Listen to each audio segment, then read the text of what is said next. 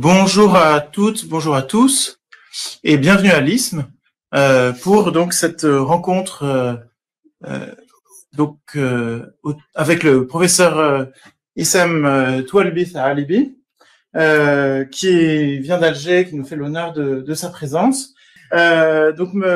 Monsieur Toualbi est professeur en histoire du droit et des institutions du droit musulman à la faculté de droit d'Alger 1, où il dirige par ailleurs la chaire UNESCO Émir Abdelkader pour les droits de l'homme et la culture de paix. Monsieur Toualbi a une double formation algérienne et française. Tout d'abord une licence en théologie et religion de l'université d'Alger 1, puis un doctorat en histoire du droit à l'université Paris 1 Panthéon-Sorbonne. Il a déjà beaucoup publié, donc je vais simplement vous donner un petit aperçu de ses publications. Donc un premier ouvrage intitulé Le renouveau du discours religieux, publié à Alger en 2005. Les joyaux éclatants dans l'exégèse du Coran à Alger en 2009. Une introduction historique au droit musulman, publiée à Paris en 2013. Et une introduction générale aux institutions de l'Antiquité, c'est ça? En 2016. C'est pour l'ISM un grand honneur de vous accueillir, et puis pour moi aussi qui travaille sur l'histoire de l'islam au Maghreb et qui suis donc particulièrement intéressé par ce que vous allez nous présenter. Donc votre présentation s'intitule Le Tajdid ou renouveau de la pensée islamique chez le cheikh Ahmed el-Alaoui, 1867-1934, au fondement de l'ijtihad chez un réformateur maghrébin du XXe siècle. La parole est à vous donc pour un temps assez copieux. On vous avait dit donner 1 heure, 1 heure et quart, et ensuite voilà, je vous répondrai et surtout donnerai la parole à la salle pour la discussion. Merci, chers collègues, pour cette présentation. Je commencerai tout d'abord par remercier le professeur Dominique Avant pour cette invitation, tout autant toute l'équipe de l'ISM pour cet accueil très chaleureux. Nous parlerons aujourd'hui, nous allons évoquer la notion de tajdid ou renouveau de la pensée islamique chez une référence algérienne, une référence maghrébine, le cheikh Ahmed ibn Mustafa al-Alaoui, né en 1867 et décédé en 1934. Je commencerai par cette citation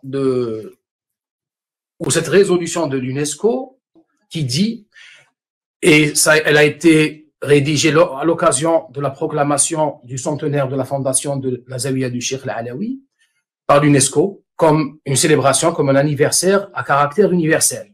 L'ordre soufi alaoui a été fondé par le Cheikh al-Alaoui, ayant fait de la promotion du dialogue interreligieux sa priorité.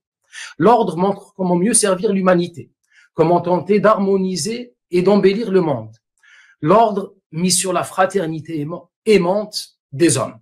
Comme vous le voyez, nous avons mis en couleurs différenciées les mots-clés dans cette citation. Dialogue interreligieux, humanité, harmonie et fraternité.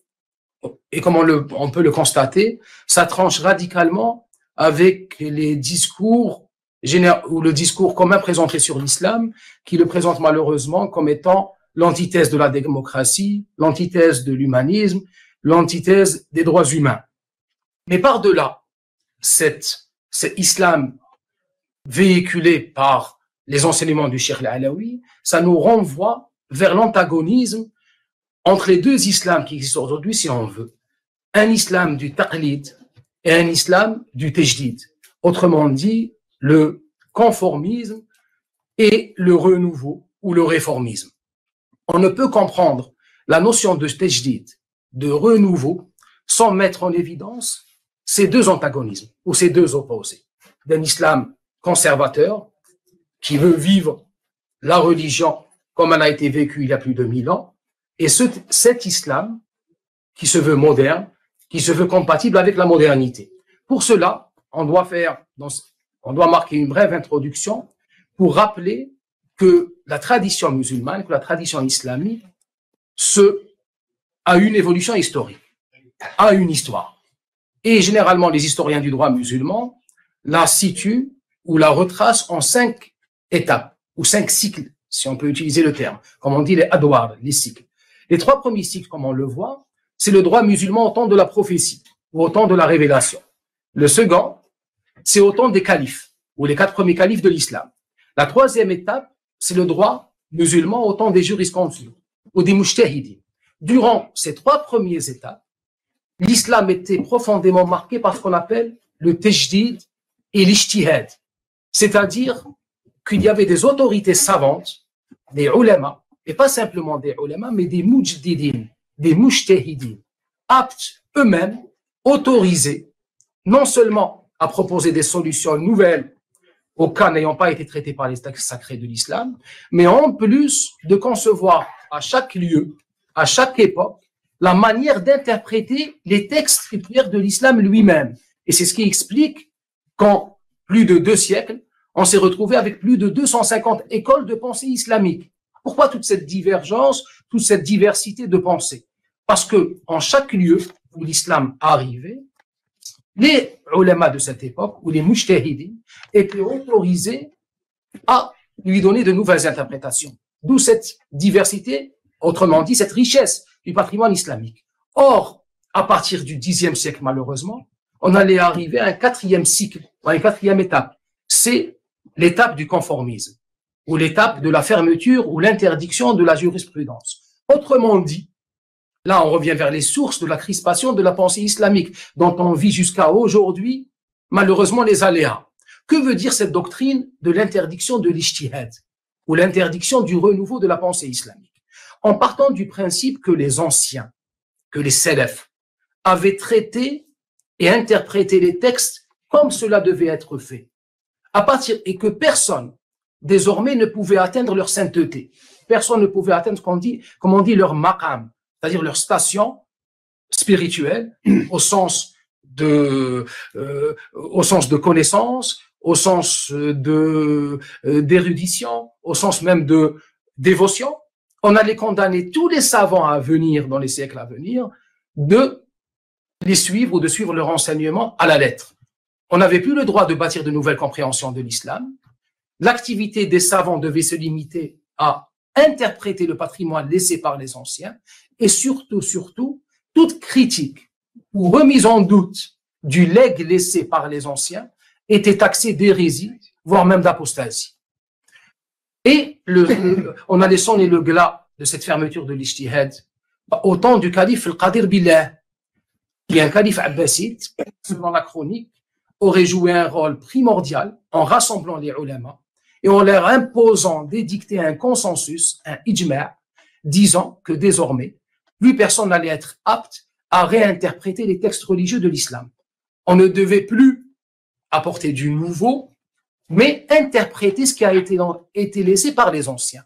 À partir de là, on est vraiment dans le conformisme ou dans le mimétisme, ce qu'on appelle le taqlid. On est obligé de se conformer à la lettre, aux legs, aux interprétations, à l'exégèse des anciens.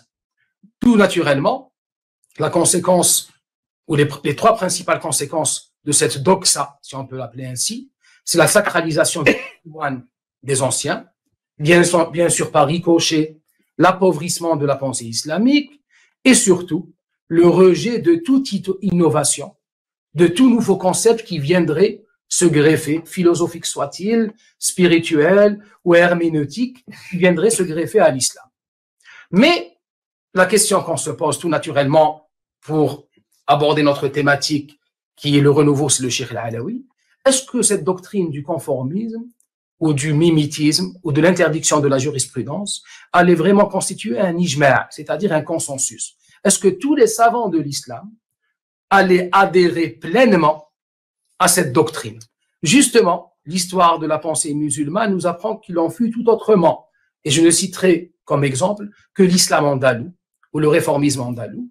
On sait qu'à partir de la même époque, du 11e, 12e siècle, il y allait avoir des savants de renom qui allaient s'élever avec force contre cette doctrine et se dresser eux-mêmes comme mujaddidin, comme des rénovateurs, comme des mujtahidin.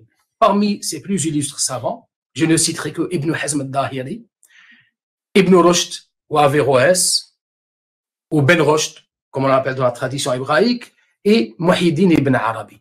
Pour ces trois sommités de l'islam, bien qu'étant, d'un point de vue doctrinal, nourris à des sources différentes, tous s'étaient mis d'accord pour réfuter le conformisme. Là, on voit Ibn Hazm qui dit, le conformisme, c'est immense hérésie.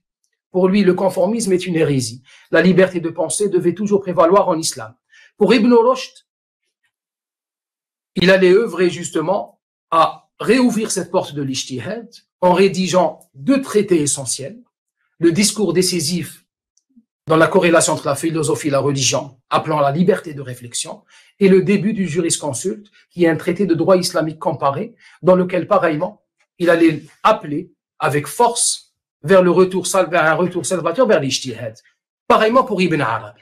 Ces trois sommités allaient être des réformateurs, des rénovateurs, des mujtahidin. Mais malheureusement, est-ce que leur rapport allait fleurir en terre d'islam? On sait que pour les trois, ça allait très mal finir. Ibn Rushd, emprisonné, accusé d'hérésie, qui allait décéder, qui allait mourir à Marrakech en résidence surveillée. Ibn Arabi contraint à l'exil. Ibn Hazm, pareillement. Et pendant plus de 10 siècles, l'islam allait évoluer dans ce cercle du conformisme ou du taqlid.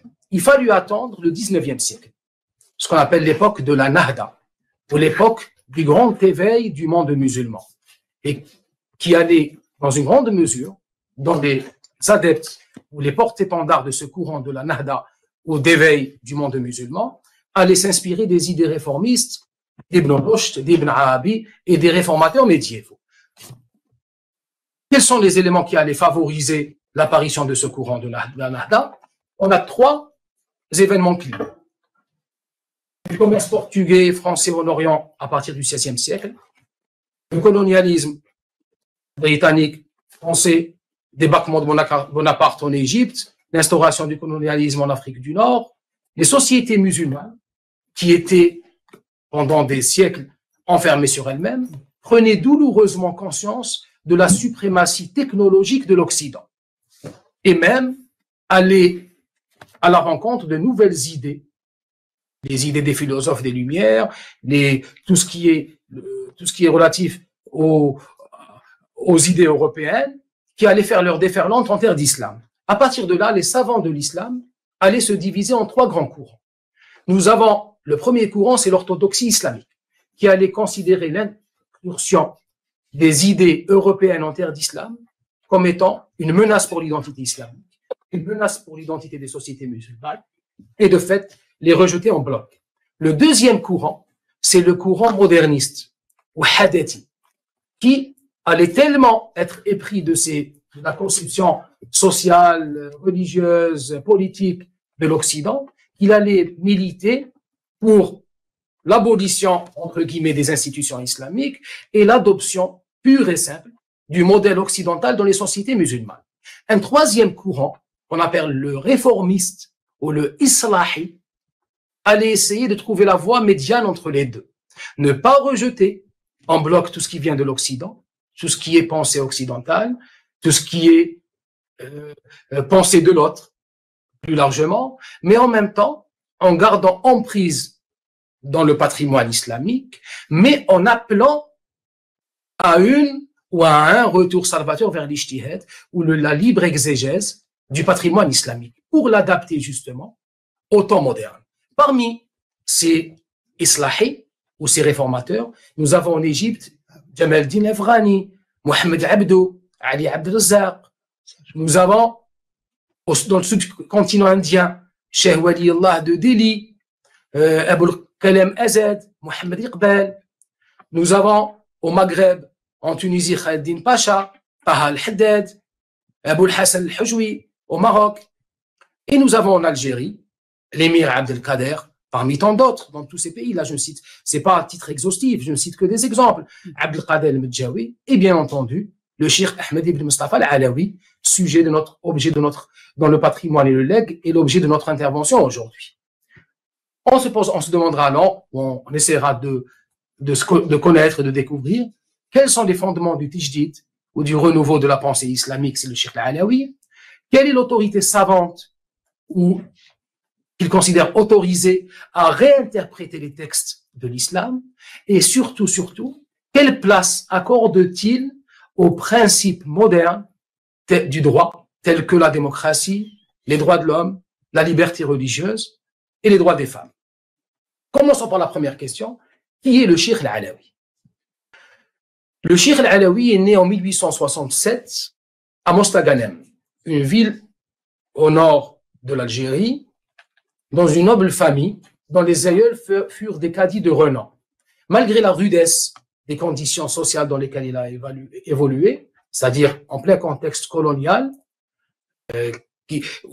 sans oublier le code de l'indigénat et tous les affres qui en découlaient, les conditions sociales dans lesquelles il a évolué ne lui permettaient pas de rejoindre les bancs de l'école publique. Mais il a été initié aux sciences traditionnelles, à l'apprentissage du Coran tout d'abord, par son père, et avant de rejoindre ou d'assister dans les mosquées de la ville à certains cours de théologie et d'interprétation du Coran.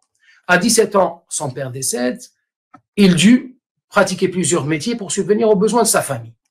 C'est à l'âge de 17 ans, un peu plus tard, plus exactement 1894, qu'il allait faire une rencontre décisive qui allait marquer un tournant décisif dans sa vie, qui est la rencontre avec le Cheikh El-Bouzaydi, qui est un maître soufi de l'ordre chadolite. Et lorsqu'on dit soufisme, bien sûr, avec tout ce que porte cette dénomination de soufisme, on sait que ça a toujours été un islam vivant, un islam spirituel. C'est l'islam de Jalaluddin Rumi, c'est l'islam de Imam Junayd, c'est l'islam de Abd al-Qadir al-Jilani, un islam profondément spirituel, un islam qui prône la liberté de penser, la liberté surtout d'interpréter le Coran, et l'une des particularités du soufisme, c'est l'acceptation de l'autre.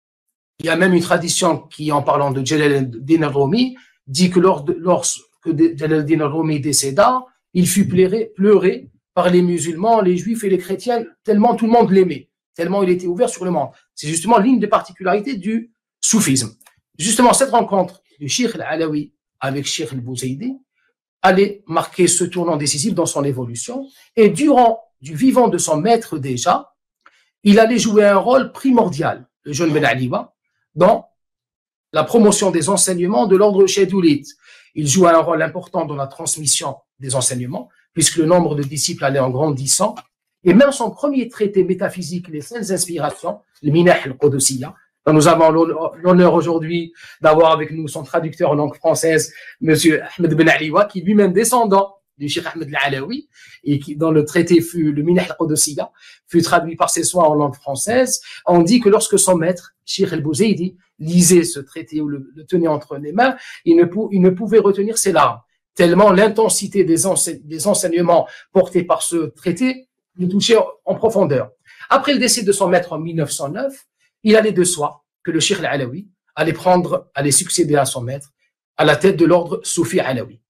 Cet ordre qu'il allait diriger pendant près de 20 ans, durant 20 ans, il allait consacrer à défendre l'identité algérienne face à l'évangélisation et à la politique d'assimilation française, transmettre l'enseignement soufi dans un contexte marqué par la propagation de ce qu'on appelait les faux dévots, qui se disaient de maîtres soufis, ou autrement dit le charlatanisme, et surtout, et je mets en couleur différence, parce que c'est l'axe autour duquel va s'articuler notre intervention, promouvoir l'image d'un islam modéré, conciliant entre tradition et modernité.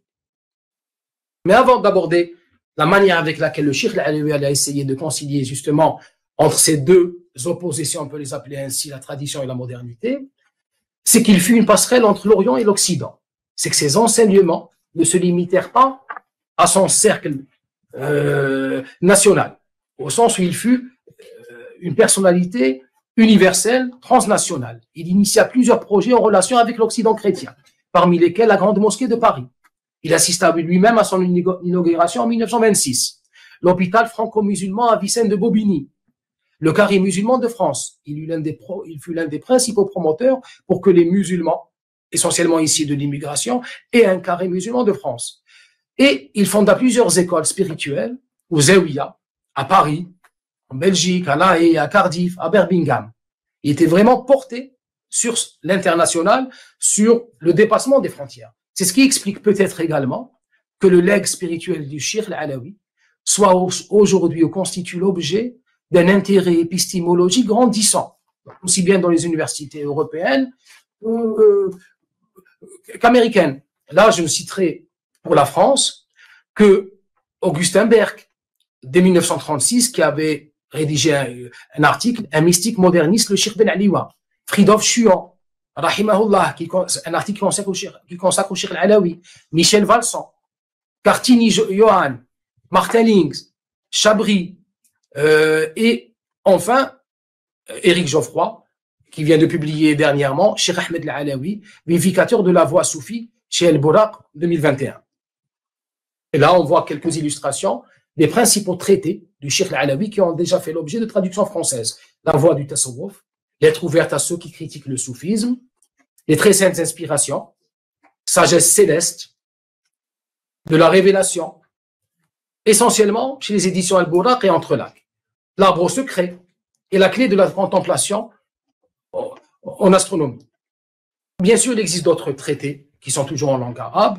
Je ne citerai que les 10 réponses, qui est toujours en état de manuscrit en cours d'édition, qui constitue en quelque sorte une réponse à l'Occident, suite à une série de 10 questions qui lui avaient été adressées par un Français qui voulait savoir si l'islam était compatible avec la modernité ou au contraire qu'il devait uniquement se vivre au passé. Et je cite également l'océan immense dans l'exégèse du Coran par la pure lumière. Le Bahr al-Masjour fi tafsir al-Qur'an bi mahd an-nur, qui est un traité d'exégèse coranique. Non seulement le Cheikh Al-Alawi se présente dans ce traité comme un mufassir, comme un exégète, mais également il propose une nouvelle méthodologie d'exégèse coranique. C'est-à-dire qu'il prend chaque verset, il prend le verset, il l'interprète de la manière classique. Ensuite, il propose ce qu'il appelle la ishara, c'est-à-dire l'allégorie. Et on va citer un ou deux exemples pour comprendre ce concept d'allégorie. Sans oublier également dans le patrimoine du Cheikh Al-Alawi la centaine ou les centaines d'articles qu'il a publiés dans les 2 revues, puisqu'il fut qui fut le premier maître soufi à avoir fondé une revue. La première, Lissendin, ou porte-parole de la religion, qui, après 3 ans, fut interdite par l'autorité coloniale, et El-Balagh al-Jazairi, ou le message algérien. Beaucoup de ces articles ont été rassemblés dans ce manuel d'œuvres ou ce livre, un recueil d'œuvres ou d'articles du Balagh al-Jazairi. Le Cheikh Al-Alawi, c'est également un érudit reconnu par ses pairs. Là, il y a un livre, le Shahid al-Fatawa, qui a été rassemblé par le Hassani ben Mohammed ben Abd al-Bari en 1929, un Tunisien, lui-même admiratif, grand admirateur du Cheikh Al-Alawi, qui a rassemblé plus de 200 témoignages d'érudits, de savants musulmans, qui reconnaissent ou qui attestent de l'érudition du Cheikh Al-Alawi. Parmi ces témoignages, je ne citerai que le témoignage du Cheikh Ben Arabi Sharafi de l'université Qarawiyyin de Fès. Là, on voit sur cette image, c'est une photo prise lors de la siyaha ou de la visite du Cheikh Al-Alawi à Fès avec des ulama, et qui, en parlant du Cheikh Al-Alawi, le décrit de la manière suivante: c'est la lumière éclatante qui a rassemblé les 2 sciences, exotériques et ésotériques. Et là, ce n'est qu'un témoignage parmi plus de 200 témoignages, tout ça pour dire que le Cheikh Al-Alawi, par-delà son érudition qui se manifeste par le nombre de traités, plus de 23 traités religieux, on a beaucoup de témoignages qui le reconnaissent en tant que tel. Autrement dit, c'est une autorité reconnue en matière de sciences religieuses, de sciences islamiques. On en arrive donc à notre question, à notre interrogation de fond. Quels sont les fondements de son projet de réforme de la pensée islamique, en particulier dans son côté législatif, qu'on appelle la sharia, ou ce mot aujourd'hui, comme on sait, qui fait peur. Dès qu'on parle de sharia, la première idée qui vient à l'esprit, l'amputation, la flagellation, tout ce qui est peine pénale. Bien qu'en sachant que la sharia soit un patrimoine beaucoup plus riche que cette image qui lui est malheureusement donnée aujourd'hui. Or, le Cheikh Al-Alawi va essayer ou tente d'apporter une lecture plus sereine, plus adaptée à ce patrimoine législatif de l'islam. Comment allait-il procéder? Tout d'abord, posons-nous la question, qu'est-ce que la religion ou la pensée religieuse? C'est le Cheikh Al-Alawi. Comment la définit-elle? Le Cheikh Al-Alawi répond, la religion est une institution divine qui recèle le bonheur des deux demeures. Dieu charge l'homme de l'emprunter d'une manière libre. Et là, je souligne sur la liberté. Son insistance sur l'aspect liberté, contrairement à ceux qui essaient d'imposer la religion par la contrainte. L'unicité est son centre, puis la soumission à Dieu dans ce qu'il a ordonné, interdit et souhaité. Autrement dit, pour le Cheikh, la religion, et là c'est la doctrine elle-même qui le dit, c'est trois composantes. La religion musulmane est composée d'un versant islam. D'un versant islam, c'est-à-dire soumission, loi exotérique. D'un versant iman, qui est la foi, la conviction religieuse, et l'ihsan, qui est la contemplation ou la manière de vivre l'islam de manière gustative. C'est les trois composantes de la religion. L'islam, ou qu'on définit généralement comme étant la sharia, qu'est-ce que la sharia pour le Cheikh Al-Alawi? La sharia, répond-il, est l'ensemble des lois divines que le prophète a transmises aux personnes douées de raison, répond-il. Donc, c'est une somme législative, de ce point de vue. Un ensemble de lois divines, et là je souligne sur loi divine, que le prophète a transmis aux personnes douées de raison. Dans un autre traité, il dit des législations divines que le Très-Haut a choisies pour l'adorer et réglementer les relations entre ses serviteurs. Il y a cet aspect rituel et cet aspect législatif qu'on dit ibadat et mu'amalat. Quelle est la finalité de cette charia? Pourquoi une religion a besoin d'un versant législatif? Le Cheikh Al-Alawi répond, il y a tout d'abord la finalité sociale.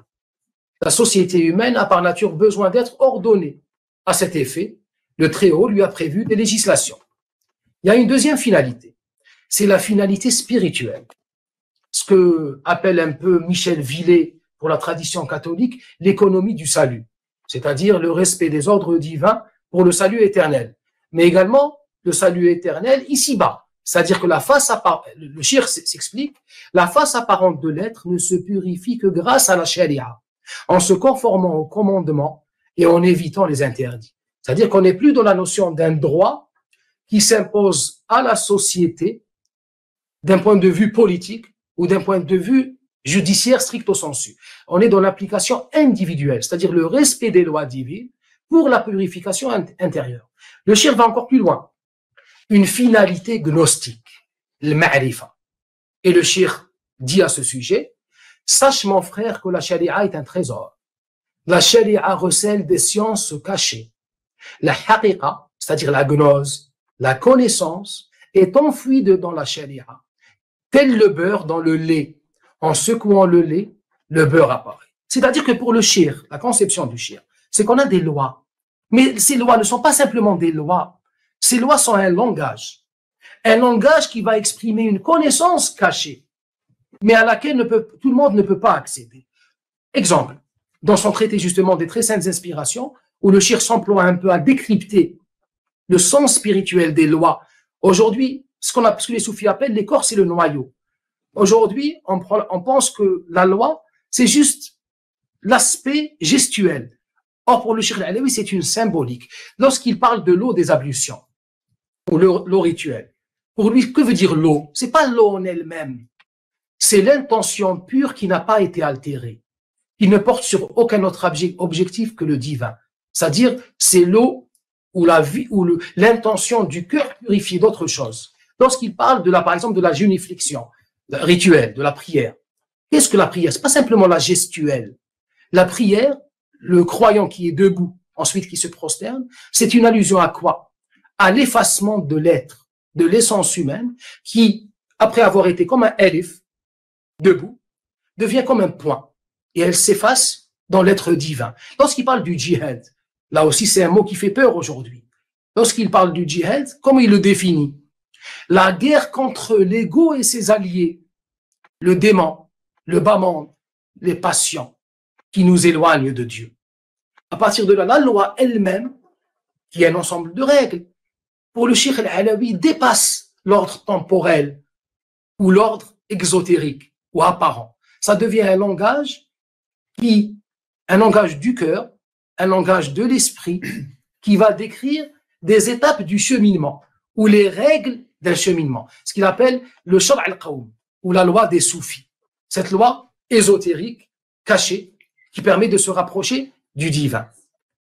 Autre interrogation, quelle place le Cheikh Al-Alawi accorde aux principes modernes du droit? Pour revenir vers l'aspect exotérique maintenant, comme à titre d'exemple, les droits humains, le droit humanitaire, la liberté de pensée ou d'expression. Pour le Cheikh Al-Alawi, bien sûr, comme tout penseur islahi ou réformateur, la loi divine est supérieure à la loi ou aux législations humaines. Le Cheikh s'en explique pourquoi. Tout bonnement, les lois humaines sont généralement portées par un intérêt politique. Or, les lois divines ne visent que le salut éternel. Les lois humaines ignorent la conscience du divin, c'est-à-dire qu'elles ne sanctionnent que l'apparent. Or, la loi divine impose une vigilance propre par la conscience de la présence divine. Mais, contrairement à beaucoup de penseurs musulmans, comme on le sait, qui rejettent en bloc tout aspect législatif positif, pour citer le Coran, qui a été l'un des premiers à utiliser le terme de droit positif par opposition au droit religieux. Le droit positif, le Cheikh Al-Alawi n'arrive pas, ou au contraire, n'exclut pas les notions du droit positif. Parmi les notions qu'il cite, la notion de droit de l'homme. Que dit-il à son sujet? La civilité libre, conforme à la raison, qui respecte la vertu et pose les fondements de la liberté, de la fraternité, de l'égalité, de la justice, et là on souligne en rouge, et de la protection des droits humains. Avec l'émir Abdel Qadir, il fut l'un des premiers penseurs musulmans à adapter la notion de droits humains ou essayer de l'intégrer dans le patrimoine islamique. Autre notion, le droit humanitaire, ou ce qu'on appelle le droit de la guerre, ou le respect des droits humains durant les conflits armés, comme on en a besoin aujourd'hui dans un monde menacé peut-être plus que jamais par les guerres. Le Cheikh dit, le Coran enjoint aux souverains de l'islam de combattre ceux qui combattent les musulmans. C'est-à-dire qu'il donne au djihad ou à la guerre sainte un aspect défensif, en évitant d'être les premiers à déclencher les hostilités, en respectant le droit de la guerre, qui prohibe de porter atteinte aux non-combattants, parmi les enfants, les vieillards et les femmes. Autre notion que le Cheikh intègre dans le patrimoine islamique, c'est le principe de présomption d'innocence. Ne jamais condamner un accusé avant de l'auditionner pour établir la preuve de sa culpabilité. Et la liberté d'expression. Et pour le Cheikh, ce sont autant de notions propres à l'islam. Et pour lui, c'est simplement une question de lexique. Mais la notion en elle-même existe intrinsèquement dans le patrimoine islamique. Pour la liberté d'expression, le Cheikh dit, la chose la plus précieuse à laquelle l'Europe est parvenue à cette époque est la généralisation de la liberté d'expression entre ces individus, gouvernants et gouvernés. La liberté de parole constitue un des principes essentiels de l'islam. Là, on voit bien ce travail permanent, constant du Cheikh Al-Alawi à essayer de concilier entre les notions du droit moderne et du droit traditionnel ou religieux. Est-ce que c'est possible de revenir à la slide précédente, juste pour voir en arabe comment il y a le problème. أعز شيء اهتدت إليه أوروبا في هذا الأخير تعميم حرية القول بين أفرادها رئيسا ومرؤوسا. Comme on dit, qui traduit trahit. Nous avons essayé de traduire dans la mesure du possible, espérant qu'on ait réussi à exprimer de la manière la plus honnête la volonté, l'intention du Cheikh en rédigeant ces lettres, ces lignes. Est-ce que toutes les règles de la charia sont des normes divines immuables ou comprend-elle des jurisprudences humaines changeables? Là, on arrive au cœur du projet réformateur. Est-ce que le droit musulman ou la charia, qu'on présente aujourd'hui comme un corpus divin révélé, est-ce que toutes ces règles sont des règles divines, des règles sacrées, ou bien s'y trouve-t-il des coutumes islamisées, des jurisprudences sacralisées, des emprunts peut-être à d'autres civilisations ou à d'autres corpus, hébraïques ou autres, comment le Cheikh al-Alawi répond à cette question? Par la notion de principe et ramification. Le Cheikh dit, l'essence de la religion est immuable à toutes les époques. Ce qui change, ce sont les lois selon les époques et les intérêts des êtres humains. Donc, en islam, on est devant un centre qui est la doctrine, le tawhid, l'unicité, les rites. Et nous avons les ramifications qui sont les lois. Les lois, pour le Cheikh al-Alawi, doivent évoluer, doivent changer, doivent s'adapter au temps moderne. Donc, pour le Cheikh al-Alawi, on a le noyau, qui est la doctrine, le tawhid, et on a également les ramifications qui sont les lois. Pour lui, donc, est-ce que toutes ces lois, qui constituent aujourd'hui l'aspect législatif de l'islam, sont des lois divines stricto sensu? Le Cheikh va répondre à cette question en disant que l'histoire des institutions musulmanes nous apprend que les califes furent des législateurs, que les califes durent répondre, trouver des solutions juridiques à des problèmes qui s'étaient posés à eux durant le règne, mais également pour les jurisconsultes de l'islam. C'est pour ça qu'on a plusieurs écoles de pensée musulmanes. Donc on disait, pour ce droit ou ce corpus religieux de l'islam, est-ce que toutes les lois qui y figurent sont pour le Cheikh al-Alawi des lois divines ou s'y trouve-t-il des lois humaines? Le Cheikh répond en nous disant que les jurisconsultes, que les ulama, après le décès du prophète, ont établi d'autres lois qui n'existaient pas au temps du prophète, c'est-à-dire des ijtihadat, des jurisprudences. Là, on sait à titre d'exemple que ce soit au temps des khulafas, des califes, ou bien au temps des mujtahidines. Je citerai qu'à titre d'exemple, on sait que l'institution carcérale n'existe pas au temps du prophète, elle n'existait pas. C'est le calife Omar qui l'a institué. On sait que le codex du Coran a été compilé au temps du calife Omar. On sait à titre d'exemple que la datation égirienne, et ainsi de suite. Il y a également beaucoup de lois qui ont été instituées, qui ont été instaurées, par exemple l'héritage de la grand-mère dans le droit successoral, et ainsi de suite. À partir de là, le droit musulman a lui-même deux composantes. Un noyau, qui est le Coran et la tradition, et là pour rappel que le Coran ne comporte au plus, là on voit ce cercle qui s'affiche, on a le noyau, le Coran et les traditions, et on a tout l'apport jurisprudentiel des khulafas, des califes, et des savants de l'islam. Pour le Cheikh al-Alawi, alors même que pour l'orthodoxie sunnite, si on peut l'appeler comme ça, ces jurisprudences des califes et ces jurisprudences, ces avis et ces fatwas des savants constituent quasiment un droit divin, parce qu'il a été inspiré par les textes sacrés. Pour le Cheikh al-Alawi, non. Ce patrimoine jurisprudentiel a vocation d'évoluer, a vocation de s'adapter au temps moderne, à l'époque moderne. Si on pouvait juste pousser un slide. Donc, une loi religieuse en harmonie avec son temps. Le Cheikh, donc, mettant en évidence cette pensée ou cette manière de concevoir le droit musulman, il écrit « Il est inconcevable que le Très-Haut nous impose une religion dont les lois seraient incompatibles avec les impératifs de l'époque. On ne peut pas vivre l'islam comme il avait été vécu par les premiers musulmans au 7e, au 8e, au 9e siècle. L'histoire n'a jamais fait marche arrière. C'est au contraire c'est au corpus musulman de s'adapter à l'époque moderne pour justement permettre aux musulmans de vivre leur islam, de vivre leur religion en harmonie avec le temps, avec l'époque moderne.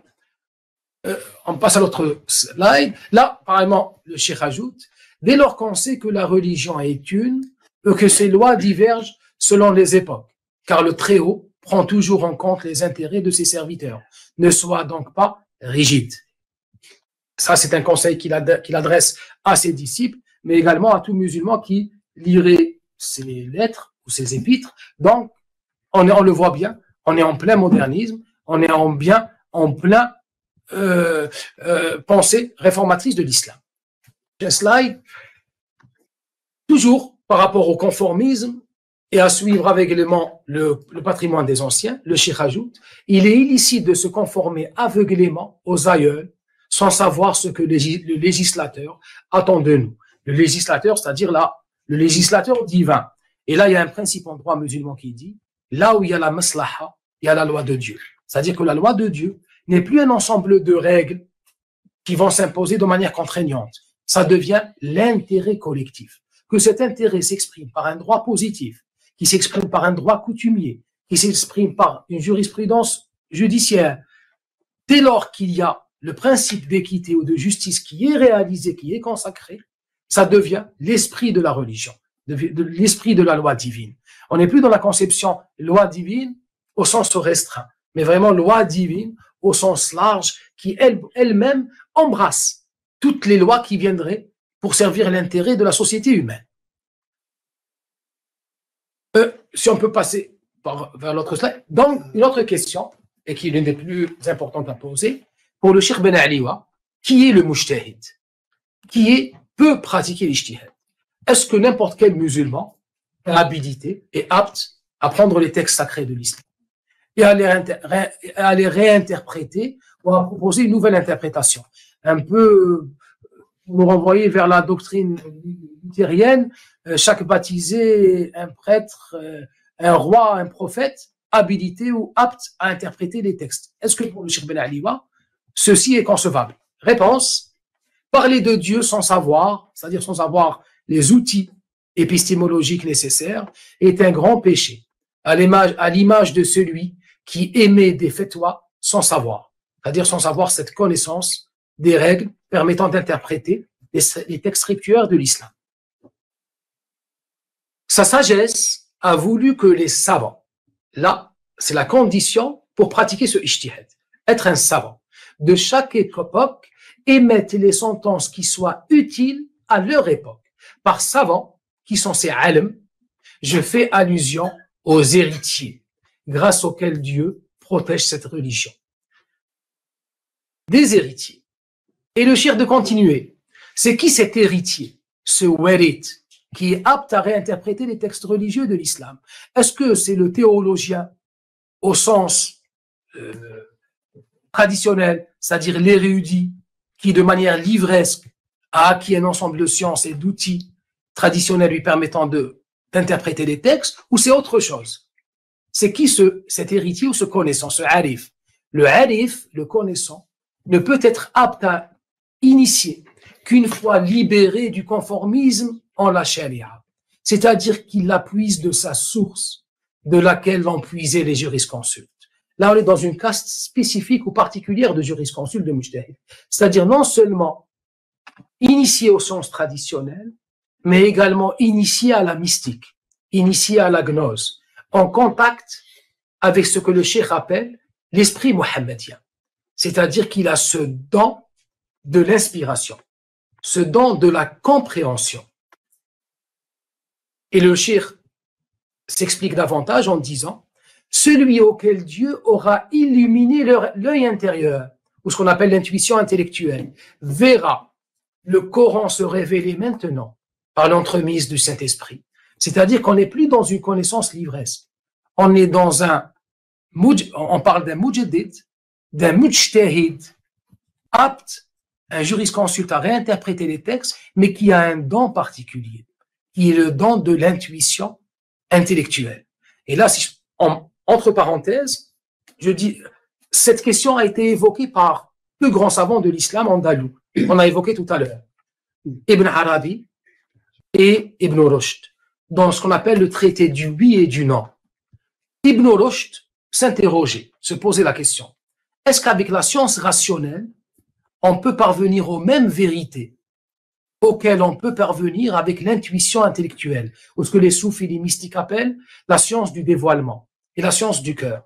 Ibn Rushd ou Averroès était taraudé par cette interrogation. Il voulait poser cette question à Ibn Arabi, ce jeune mystique. En le rencontrant, il le regarde. Avant même de lui poser cette question, Ibn Arabi lui dit oui. Un petit moment après, il lui dit non. Le traité du oui et du non, c'est-à-dire il lui a dit oui. Avec la science rationnelle, et la science et l'intuition intellectuelle, ou la science des cœurs, ou du dévoilement. On peut arriver vers les mêmes connaissances. Mais en même temps, non. Ça ne sera jamais les mêmes connaissances. Or là, le Cheikh Al-Alawi, à la suite d'Ibn Arabi, nous parle d'une manière de vivre le Coran. C'est-à-dire que c'est le Coran qui se met lui-même à se dévoiler et qui se met à édicter ses propres lois. Mais des lois qui se vivront comme la révélation se faisait vivre au temps du prophète. C'est-à-dire des lois conformes à l'époque et des lois qui s'adaptent ou adaptées à l'époque moderne. C'est plus des lois interprétées comme il y a plus de 1000 ans, mais c'est des lois qui se révèlent aujourd'hui même. Dans l'idée d'Ibn Arabi qui dit « Les lois de la charia ne cesseront jamais de se révéler au cœur des jurisconsultes. » C'est-à-dire qu'ils se révèlent au présent. On est en pleine lecture moderne du dogme et de la loi islamique. Et maintenant la méthode que le cheikh préconise pour la pratique de l'ijtihad, est-ce que c'est la table rasa? Est-ce que c'est la table rase, c'est-à-dire mettre de côté tout le patrimoine jurisprudentiel des anciens et réinterpréter de nouveau l'islam comme si ces traités de droit musulman n'existaient pas. Comme un peu ce qu'avait préconisé Ibn Hazm en Andalousie. Réponse du Cheikh Al-Alawi. Si tu cherches à écarter toutes les règles déduites par jurisprudence, les jugeant étrangères à la religion, c'est-à-dire si tu cherches à expurger le droit musulman ou l'islam de tout l'apport philosophique, juridique, religieux des ulama pour appeler à une nouvelle interprétation moderne, un tel propos est indigne des sectes les plus égarées. Le cheikh donc réfute cette idée de table rase, c'est-à-dire de faire table rase du legs jurisprudentiel du passé. Mais en même temps, en même temps, le cheikh appelle à renouveler la compréhension de ce legs spirituel de l'islam par 3 approches.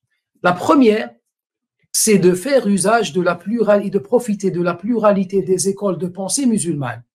La deuxième, c'est d'interpréter librement le Coran. La troisième, la réactualisation des versets abrogés. C'est quoi la pluralité des écoles de pensée de l'islam? Le cheikh répond parce que une des spécificités du radicalisme musulman, c'est le rejet des autres écoles de l'islam. C'est-à-dire chaque école prétend être la seule détentrice de la vérité, la seule détentrice de l'interprétation véridique de l'islam. Pour le Cheikh Al-Alawi, non. Les écoles doivent se nourrir mutuellement.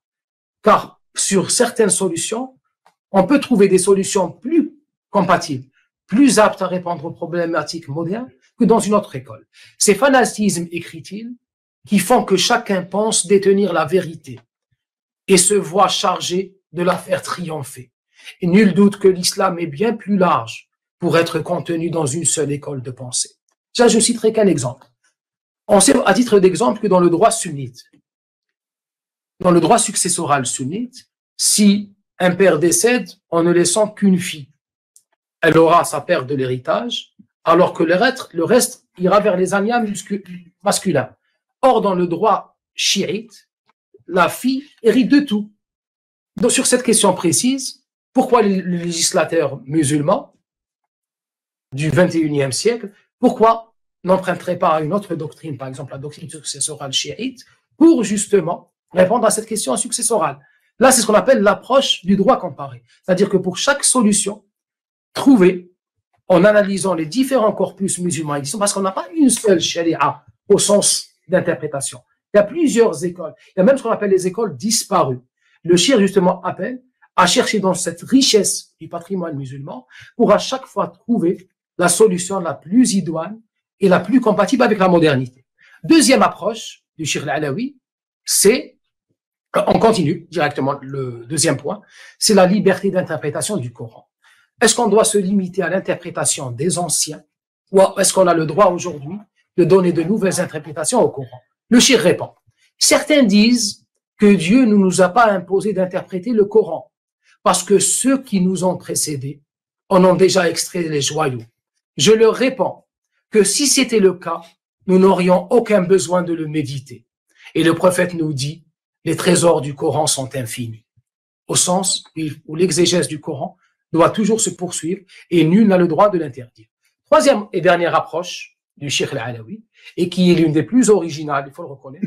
C'est ce qu'on appelle la réactualisation des versets abrogés.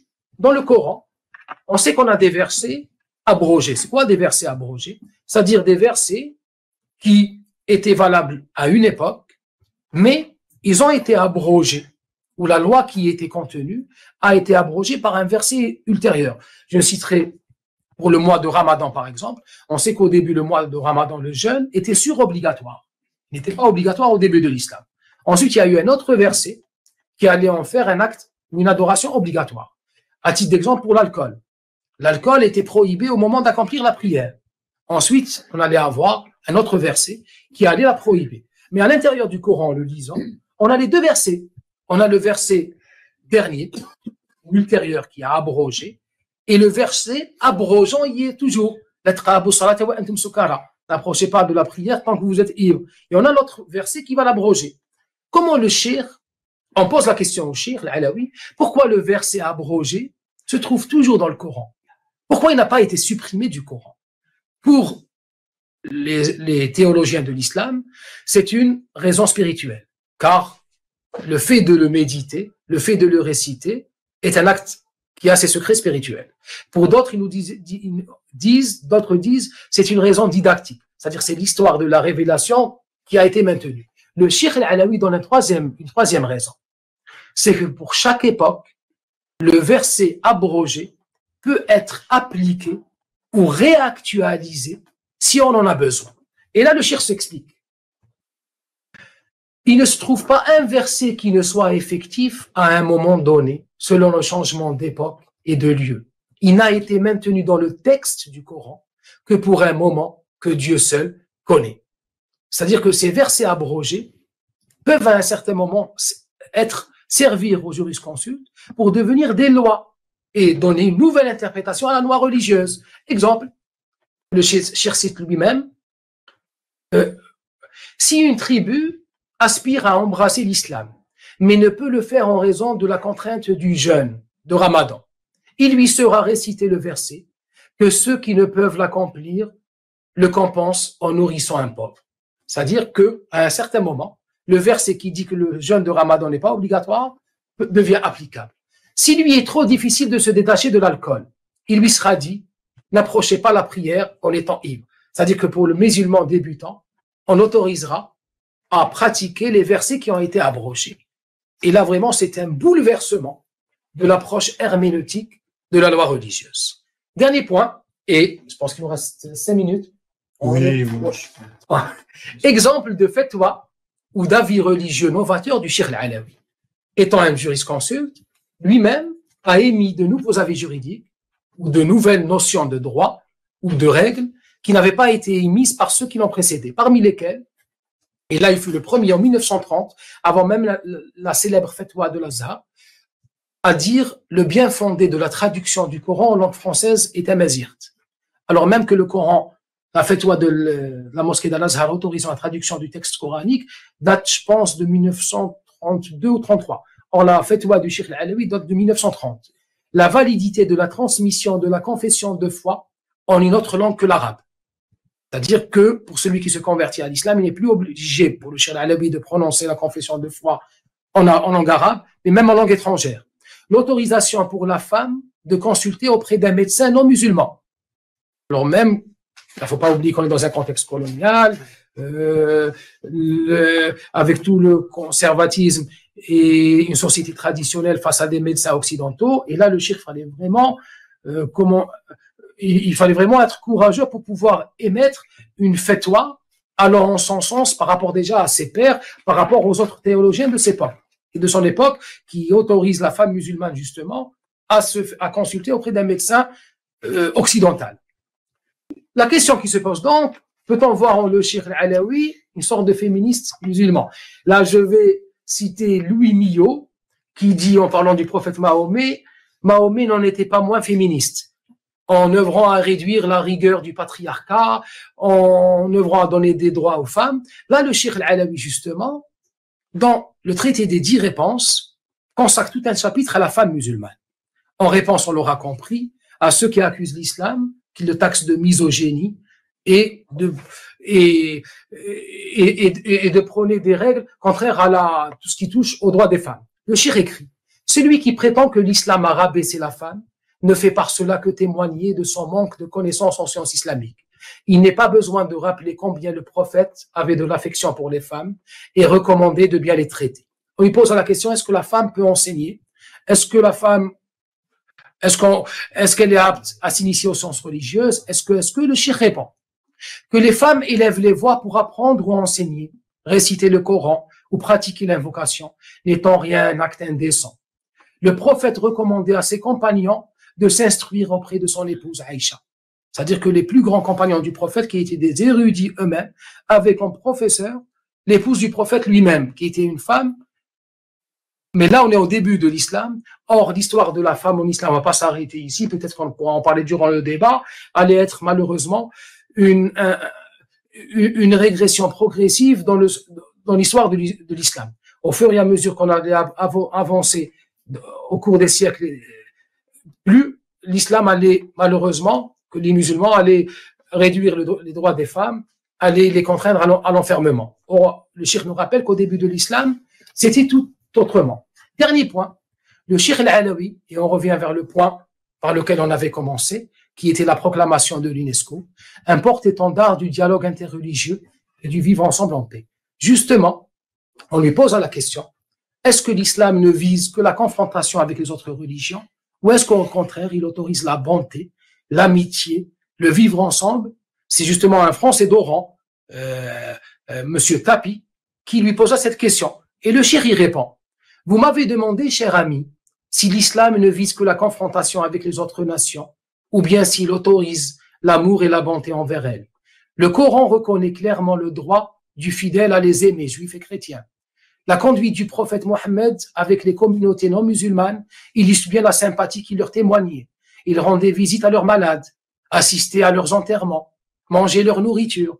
Il autorisa même ses fidèles à épouser les femmes juives et chrétiennes. À partir de là, le cheikh al-Alawi allait initier plusieurs rencontres avec des savants non musulmans, avec des intellectuels non musulmans, eux-mêmes qui venaient à Tijdid lui rendre visite, ou à d'autres occasions. Parmi ces rencontres, je citerai à titre d'exemple le témoignage de l'essayiste Augustin Berg, en 1936, qui écrit: nous avons connu Cheikh Ben Aliwa de 1921 à 1934. Suivant un dessein qui lui était attribué, Ben Aliwa songea à préparer une entente entre christianisme et islam, en demandant au premier d'abandonner, ou du moins d'interpréter le dogme de la Trinité. Deuxième témoignage du père blanc Jacobetti, qui dit: j'ai eu à discuter avec le Cheikh Ben Aliwa, avec lequel j'ai eu d'excellentes relations. Nous causâmes longuement et amicalement. Sans lire tout le témoignage, on passe directement vers le témoignage du docteur Marcel Carré. Dès le premier contact, j'eus l'impression d'être en présence d'une personnalité sortant de l'ordinaire. Ce qui me frappa tout de suite, ce fut sa ressemblance avec le visage sur lequel on a coutume de représenter le Christ. Ce que j'appréciais particulièrement en lui était l'absence complète de tout prosélytisme. Il y mettait ses idées lorsque je le questionnais, mais paraissait fort peu se soucier que j'en fisse mon profit ou non. On le verra donc, l'aboutissement de la pensée du Cheikh al-Alawi, justement, c'est un enseignement qui demeure vivant. C'est la consécration internationale du legs spirituel du Cheikh al-Alawi par la Journée internationale du vivre ensemble en paix. Comme on le sait, l'Organisation des Nations Unies a proclamé en 2017 cette Journée internationale du vivre ensemble en paix. Mais contrairement aux autres journées qui généralement prennent naissance dans des bureaux de ministère d'Affaires étrangères ou de ministère de la Culture ou de l'Éducation nationale, cette idée justement, la Journée internationale du vivre ensemble en paix, a peut-être contre toute attente, institutionnellement parlant, pris naissance au cœur de la Zawiya et de l'ordre soufi alawi. L'idée a été portée justement par le Cheikh Khaled Ben Tounes auprès de l'ONU, bien sûr assisté par l'État algérien et le ministère des Affaires étrangères algériennes. Le projet a été officiellement présenté par l'Algérie, mais l'idée, le projet élaboré par le Cheikh Khaled Ben Tounes, et c'est vraiment l'esprit de ce vivre ensemble véhiculé par les enseignements du Cheikh Al-Alawi qui allait prendre forme, cette forme moderne de la Journée internationale du vivre ensemble.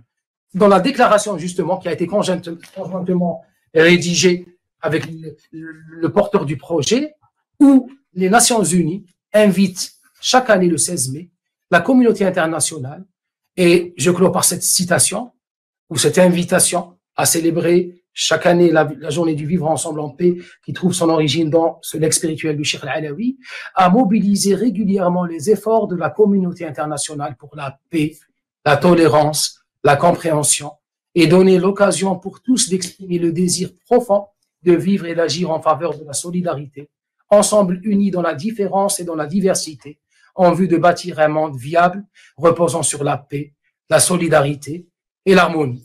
Je vous remercie d'avoir bien voulu me prêter votre attention. Merci.